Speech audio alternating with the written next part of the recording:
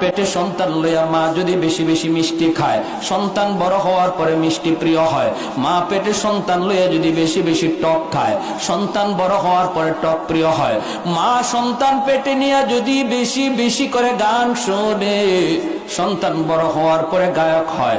মা সন্তান পেটে নিয়ে যদি বেশি বেশি কোরআন তেলাওয়াত করে, সন্তান বড় হইয়া কোরআনের হাফেজ হয়। মা যদি সন্তান পেটে নিয়ে পর্দা করে চলে যুবক, তাহলে এই সন্তান বড় হওয়ার পরে মেধাবী হয়। আর পেটে সন্তান নিয়ে যদি মা বেপরদায় চলে, তাহলে এই সন্তান বড় হওয়ার পরে বোকা হয়, প্রতিবন্ধী হয়। কোটি টাকা খরচ করতে পারো সন্তানের পিছনে, মেধা খুলবে না, মেধার বিকাশ ঘটবে না, কারণ মা পেটে নিয়ে বেপরদায় হাঁটতো। এ যুবক একটু বলো,